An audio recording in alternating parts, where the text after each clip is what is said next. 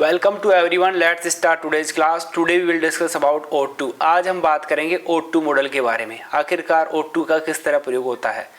After all means होता है आखिरकार, और सिंपल तरीके से मैंने आपको कल एक छोटा सा रूल ही बताया था, शॉर्ट तरीके से। It is matter of happiness, ये खुशी का मामला है या ये खुशी का विषय है। It is matter of under consideration, ये विचारणीय मामला है। It is matter of tension, ये टेंशन का मामला है। उसको आगे बढ़ाते हुए हम बात करते हैं O2 के बारे में। O2 का मतलब होता है चाहिए, शुड का मतलब भी चाहिए, मस्ट का मतलब भी चाहिए। फिर इन तीनों में अंतर क्या है? What's difference between these three words should, O2 and must. O2, must और शुड तीनों में क्या फ़र्क है, हम उसको डिटेल में थोड़ी सी बात कर लेते हैं। बात करने से पहले थोड़ा सा हम O2 को पढ़ लेते हैं पूरा सा। देखो, O2 में प्रयोग होता है, सिंपल तरीके से हम बात करें, टू एक्सप्रेस मोरल ड्यूटी, नैतिक कर्तव्य को प्रयोग करने के लिए। जैसे we ought to help needy person. Needy person मतलब ज़रूरतमंद लोगों की हमें सहायता करनी चाहिए, गरीब लोगों की सहायता करनी चाहिए। तो सिंपल तरीके से हम बात करें, यदि किसी भी इंसान को ज़रूरत है किसी भी चीज़ की, ज़रूरतमंद जो गरीब है, बेसहारा है, असहाय हैं, उन लोगों को हमें उनकी सहायता करनी चाहिए। हेल्पलेस पर्सन जिसको हम बोल सकते हैं, उनकी हमें सहायता करनी चाहिए। दूसरा है मॉरल ऑब्लिगेशन, नैतिक बाध्यता। नैतिक बाध्यता में भी इसका जैसे प्रयोग करते हैं O2 का।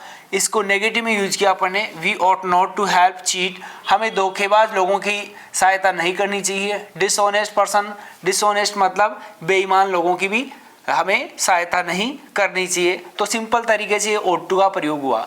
फिलहाल हम बात करते हैं शुड और मस्ट एंड O2। आखिरकार इन तीनों में फ़र्क क्या है? What's difference? डिफरेंस की बात करें, नॉर्मल तरीके से हम बात करते हैं एडवाइस के लिए, तो हम किसका प्रयोग करते हैं? सिंपल तरीके से हम एडवाइस का प्रयोग करें तो शुड का प्रयोग करते हैं। लेकिन कोई काम करना ही चाहिए मतलब उस सेंस में इसका प्रयोग होता है। और इसमें क्या होता है, इसमें टू का फर्क है। O2 में जब कभी सेंटेंस के अंदर O2 आ जाए साथ में, जैसे खालिस्तान आ जाए, we fill in the blanks to help needy person या पुअर पर्सन, तो हम बात कर सकते हैं। तो यहाँ पर फिर क्या आ जाएगा? ought आ जाएगा। तो सिंपल तरीके से हम बात कर सकते हैं। तो आप इसको यूज कर सकते हैं, आसानी से बना सकते हैं। शुड के अंदर अपन नॉर्मल तरीके से बनाते ही सेंटेंस है, जैसे you should go, you must go मतलब तुम्हें जाना ही चाहिए। जैसे हमने कहा यू शुड गो, तुम्हें जाना चाहिए। यू मस्ट गो, तुम्हें जाना ही चाहिए। और यू ought टू गो, यानी ये सेंटेंस के अंदर यदि टू आ जाए, you fill in the blanks to go, तो आप कहाँ क्या यूज करोगे? वहां पर O2 का प्रयोग करेंगे वहां पर। तो सिंपल तरीके से मैंने बात की आज O2 के बारे में। O2 का इतना ही प्रयोग है।